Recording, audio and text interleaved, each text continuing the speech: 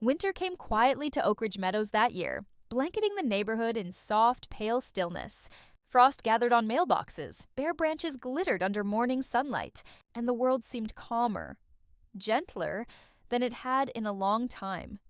But even under that stillness, something profound had changed. The neighborhood that once prided itself on conformity had become a canvas of individuality. Every house now reflected a touch of its owner's soul. Some displayed intricate winter wreaths. Others strung soft white lights across porches. A few still clung to the old ways. Perfect lawns, identical decor. But even those houses looked less severe now, surrounded by color and creativity. And right in the center of it all stood my legal wonderland. The Gnomes had weathered every storm, literal and political, and still stood, smiling in their carefully curated spots. I'd dressed them in tiny scarves for the winter, each one handmade by a neighbor who thought it was a funny idea. The fountain was off for the season, but the plaques remained, shining under a dusting of frost like medals of quiet victory. Every morning, I'd step outside with a cup of coffee and watch people walk by. Some paused to take photos. Others just smiled in passing. Children loved it most. They'd count the gnomes, name them, make up stories about their adventures. It wasn't just my garden anymore. It had become part of the community's identity. The HOA, under David's leadership, had transformed too. Meetings were no longer tense rituals of punishment and fines. They were discussions about improvement, ideas, and fairness. Instead of obsessing over violations, the board now hosted art contests, garden showcases, and small seasonal festivals. It was hard to believe that just a few months earlier, this same place had been ruled by fear of a single clipboard. But despite the peace, whispers of the old world still lingered. The Reclaim Committee had dissolved publicly, but a few of its members still muttered about bringing back order. Anonymous letters occasionally appeared in mailboxes, criticizing the decline of standards, yet no one took them seriously anymore. They were relics of a fading mindset, echoes of a voice that no longer had power. Still, I couldn't forget the night I saw Carol Evans watching from the shadows. Her presence had felt symbolic, a ghost of the neighborhood's past, unwilling to fade completely. Then, one cold morning in February, a letter arrived in my mailbox. But this time, it wasn't an anonymous threat or a complaint. It was a small, handwritten envelope, no return address, just my name on the front. Inside was a single sheet of stationery. The handwriting was unmistakable, neat, rigid, controlled. It was from Carol. You won, I suppose. But know this. You didn't just change the neighborhood. You changed the rules. Be careful what that means. There was no signature, no threat, just those words. I read them twice, folded the paper carefully, and placed it in a drawer. I didn't feel anger or triumph. Just a quiet understanding. She was right in a way. Change always comes with consequences.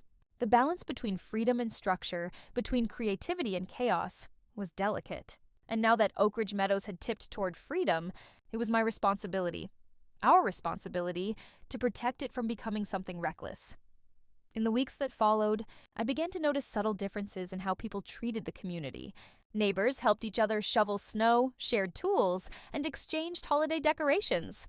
The same people who once tattled over minor infractions were now laughing together over cups of cocoa. The rebellion had turned into renewal.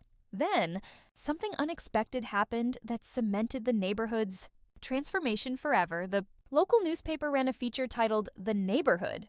That found its soul. It highlighted Oak Ridge Meadows as a model of how small communities could embrace individuality without losing order. My garden, of course, was front and center, a full-color photo of the gnomes under their winter scarves. The article went viral. Within days, reporters from other towns started reaching out. A small TV segment even aired, showing the legal wonderland as an example of artful defiance. At first, I found it amusing. But as messages poured in, emails from strangers, photos of people building their own legal wonderlands in other neighborhoods, I realized something. What had started as a battle over gnomes had grown far beyond Oak Ridge Meadows. It had become a symbol. People weren't just fighting against strict HOAs or Karens with clipboards. They were reclaiming the idea that home should reflect who you are, not who someone else tells you to be. That realization humbled me. It made me see that even small acts of defiance can echo farther than we imagine. By spring, Oak Ridge Meadows was more vibrant than ever.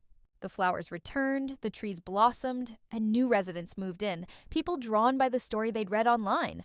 The community was alive again, not perfect, but real. And as for me, I kept adding to the legal wonderland. Not grand additions, just small, meaningful touches. A new gnome reading a scroll symbolizing wisdom. A tiny signpost that read, "Peace begins at home." It wasn't about showing off anymore. It was about remembering. Remembering what it took to get here. The letters, the fines, the sleepless nights, the courage to stand firm when everyone told me to bend.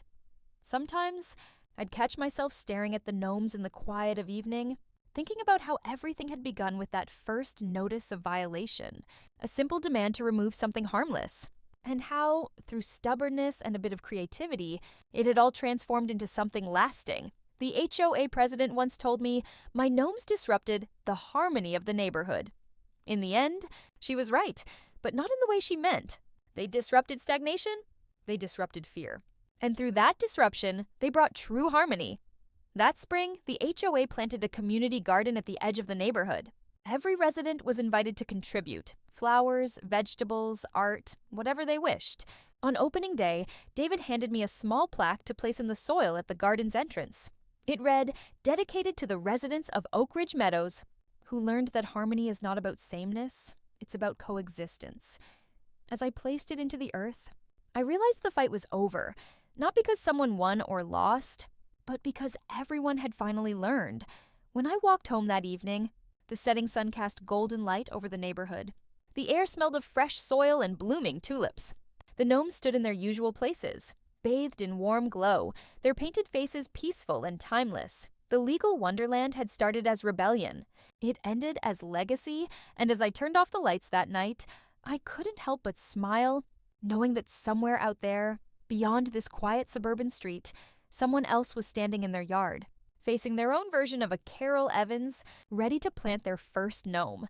Because once you realize that creativity and courage can exist within the rules, you never see your world the same way again.